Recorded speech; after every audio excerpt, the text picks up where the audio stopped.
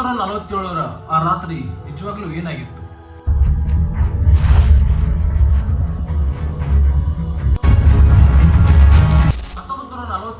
August 14ರಂದು ಆ ರಾತ್ರಿ ಭಾರತದ ಕೋಟ್ಯಾಂತರ ಜನರು ತಮ್ಮ ಜೀವನದ ಅತ್ಯಂತ ಕ್ಷಣಕ್ಕಾಗಿ ಕಾಯ್ತಾ ಇದ್ದಾರೆ.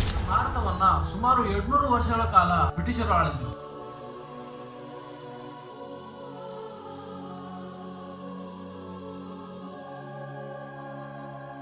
ಇನ್ನೇನು ಕೆಲವೇ ಗಂಟೆಗಳಲ್ಲಿ ಎಲ್ಲವೂ ಮುಗಿಯುತ್ತಿತ್ತು. ಆದ್ರೆ ಭಾರತಕ್ಕೆ ಸ್ವಾತಂತ್ರ್ಯ ಸಿಗುತ್ತಿದ್ದ ಅದೇ ಸಮಯದಲ್ಲಿ ದೇಶದ ಮತ್ತೊಂದು ಭಾಗದಲ್ಲಿ ಜನರು ಮನೆಗಳನ್ನ ಬಿಟ್ಟು ಓಡೋಗ್ತಾ ಇದ್ರು. ಒಂದ್ ಕಡೆ ಸಂಭ್ರಮ ಆದ್ರೆ ಇನ್ನೊಂದು ಕಡೆ ರಕ್ತಪಾತ.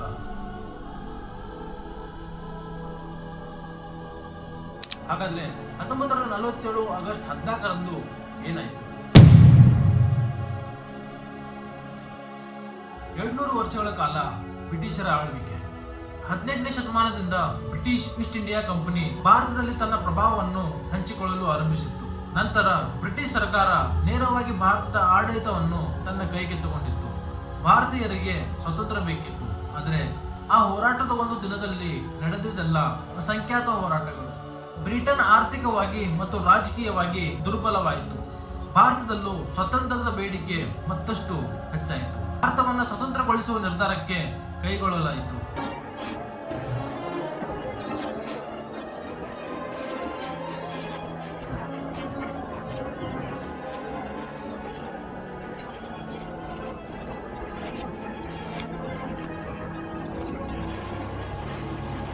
ಆದ್ರೆ ಒಂದು ದೊಡ್ಡ ಸಮಸ್ಯೆ ಎದುರಾಯಿತು.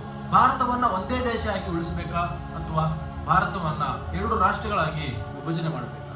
ಅಧ್ಯಾಯ 3. ಒಂದು ದೇಶ 2 ರಾಷ್ಟ್ರಗಳು. ಕಾಂಗ್ರೆಸ್ ಅಖಂಡ ಭಾರತ ಪರವಾಗಿತ್ತು. ಆದ್ರೆ ಪರಿಸ್ಥಿತಿ ದಿನದಿಂದ ದಿನಕ್ಕೆ ಕಠಿಣ ಆಗ್ತಾ ಹೋಗ್ತಾ ಇತ್ತು. ಧಾರ್ಮಿಕ ಸಂಘಗಳು ಹೆಚ್ಚಾಗುತ್ತಿದ್ದವು. ಕೊನೆಗೆ ಬ್ರಿಟಿಷ್ ಸರ್ಕಾರ ಭಾರತವನ್ನ ವಿಭಜನೆ ಮಾಡ್ಬೇಕಂತ ಒಪ್ಪಿಕೊಂಡ್ರು. ಭಾರತ ಮತ್ತು ಪಾಕಿಸ್ತಾನ ಎಂಬ 2 ಹೊಸ ರಾಷ್ಟ್ರಗಳನ್ನು ಹುಟ್ಟಿಕೊಳ್ಳಲಿದ್ದವು. ಆದರೆ ಅದರ ಬೆಲೆ ತುಂಬಾ ದೊಡ್ಡದಾಗಿತ್ತು. ಭಾರತ ಪಾಕಿಸ್ತಾನದ ಹೊಸ ಗಡಿಯನ್ನು ನಿರ್ಧರಿಸುವ ಜವಾಬ್ದಾರಿಯನ್ನ ಸಿರಿಲ್ ರಾಡ್ಕ್ಲಿಫ್ ಅವರಿಗೆ ನೀಡಲಾಗಿತ್ತು. ಅವರು ಭಾರತಕ್ಕೆ ಮೊದಲು ಬಂದವರೇ ಅಲ್ಲ, ಆದರೆ ಕೇವಲ ಕೆಲವು ವಾರಗಳಲ್ಲಿ ಹೊಸ ಗಡಿಯನ್ನ ಗುರುತಿಸಬೇಕಾಯಿತು. ಈ ಗಡಿ ರೇಖೆಯ ನಂತರ ರೆಡ್ ಕ್ಲೈಫ್ ಲೈನ್ ಎಂದು ಕರೆಯಕ್ಕೆ ಶುರು ಮಾಡಿದ್ರು. ತಾವು ಯಾವ ದೇಶದ ನಾಗರಿಕ ಎಂದು ತಿಳಿದಿದ್ದ ಜನರು ಮರುದಿನ ಅದು ಬದಲಾಗ್ತಿರುವುದನ್ನ ನೋಡಿದ್ರು. ಒಂದೇ ಗ್ರಾಮ, ಒಂದೇ ಕುಟುಂಬ, ಆದ್ರೆ ಗಡಿ ಇನ್ನೊಂದು ಬದಿಯಲ್ಲಿ. ಲಕ್ಷಾಂತರ ಜನರು ತಮ್ಮ ಮನೆಗಳನ್ನ ಬಿಟ್ಟು ಭಾರತ ಅಥವಾ ಪಾಕಿಸ್ತಾನ ಕಡೆಗೆ ವಲಸೆ ಹೋದ್ರು. ಈ ಸಮಯದಲ್ಲಿ ಭಯಂಕರ ಹಿಂಸಾಚಾರ ಕೂಡ ನಡೆಯಿತು. ಸ್ವಾತಂತ್ರ್ಯದ ಸಂಭ್ರಮ ಹಿಂದೆ ಒಂದು ದೊಡ್ಡ ಮಾನವೀಯ ದುರಂತವು ನಡೆಯಿತು. ಆದ್ರೆ ಅದೇ ಸಮಯದಲ್ಲಿ ಆಗಸ್ಟ್ 14ರಂದು ರಾತ್ರಿ ಏನಾಗಿತ್ತು? 1947 ಆಗಸ್ಟ್ 14 ದೆಹಲಿ ಸಂಸತ್ ಭವನದಲ್ಲಿ ವಿಶೇಷ ಅಧಿವೇಶನ ನಡೀತಾ ಇತ್ತು. ಭಾರತದ ಸ್ವತಂತ್ರದ ಕ್ಷಣ.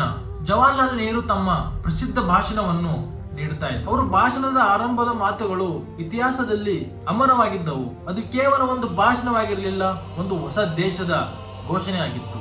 ಗಡಿಯಾರ ಮಧ್ಯರಾತ್ರಿಯನ್ನು ತಲುಪಿತು. 1947 ಆಗಸ್ಟ್ 15 ಆರಂಭವಾಗಿತ್ತು. ಭಾರತ ಸ್ವತಂತ್ರ ರಾಷ್ಟ್ರವಾಗಿತ್ತು. ಬ್ರಿಟಿಷರು ಆಳ್ವಿಕೆಯನ್ನ ಅಲ್ಲಿಗೆ ನಿಲ್ಲಿಸಿದ್ರು. ದೆಹಲಿ ಸೇರಿದಂತೆ ಅನೇಕ ಭಾಗಗಳಲ್ಲಿ ಜನರು ಸಂಭ್ರಮಿಸುತ್ತಿದ್ದರು.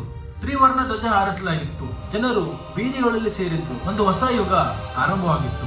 ಆದ್ರೆ ಈ ಸಂಭ್ರಮದ ಜೊತೆಗೆ ಮತ್ತೊಂದು ಸತ್ಯವೂ ಇತ್ತು. ದೇಶ ವಿಭಜನೆಯಿಂದ ಲಕ್ಷಾಂತರ ಜನರು ತಮ್ಮ ಮನೆಗಳನ್ನು ಕಳ್ಕೊಂಡಿದ್ರು. ಅನೇಕ ಕುಟುಂಬಗಳು ಬೇರೆಯಾಗಿದ್ದವು.